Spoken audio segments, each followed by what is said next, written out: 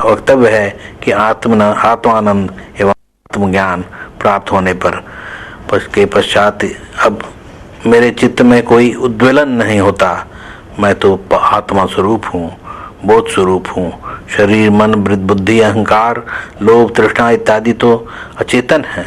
आत्मा चेतन है एवं आत्मा तो सबों से अलिप्त है। तो आत्मज्ञान होने पर ये लहरें चित्त में नहीं उठती और मैं पूर्णतः शांत हूँ। जनक कहते हैं, हे गुरु, आपके आदेश से ही मुझे ज्ञान प्राप्त हो गया है। पहले मैं संसार के कृत्यों में लिप्त था, मन अलिप्त हो गया, अज्ञान का पर्दा हट गया। तब मैं जान गया हूँ कि मैं शांति को प्राप्त हो गया। बार बार अष्टावक्र जी अपने शिष्य जनक से, परंतु जनक की ज्ञान ग्राह्यता बड़ी पैनी है। उन्होंने ज्ञान को शीघ्र ग्रहण कर लिया है। अष्टावक्र जी जनक की कठोर परीक्षा लेते हैं। उनके संतोषजनक उत्तर से उन्हें प्रसन्नता होती है।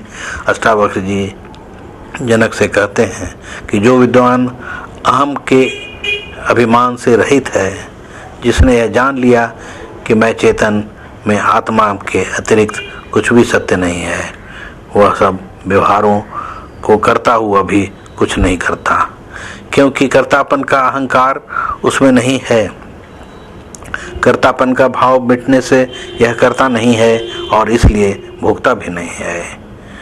जिसके अंतःकरण की वृत्ति समाप्त हो गई है, अर्थात जिसके चित्त में संकल्प एवं विकल्प नहीं है तथा स्त्री एवं पुत्रादि से लगाव नहीं रह गया है, वह उसके चित्त की प्रवाह अंतरात्मा की ओर हो गई है एवं जड़ता से रहित होकर आत्मानंद में स्थित है, वही जीवन मुक्त है। मेरे विचार से तुम जीवन मुक्त हो। फिर अष्टावक्र जी जनक को स्पष्ट करते हुए उपदेश देते हैं कि जिस प्रकार आकाश घट के बाहर और भीतर एक ही है, उसमें कोई भेद नहीं है, उसी प्रकार ब्रह्म भी शरीर से भीतर एवं बाहर समरूप में व्याप्त है। यह अभेद है। इस अभेद को जिसने जान लिया, वह बंधन के भेद से मुक्त हो गया। पुरुष को कोई साधना नहीं करनी पड़ती। इस प्रकार के पुरुष को कोई साधना नहीं करनी पड़ती।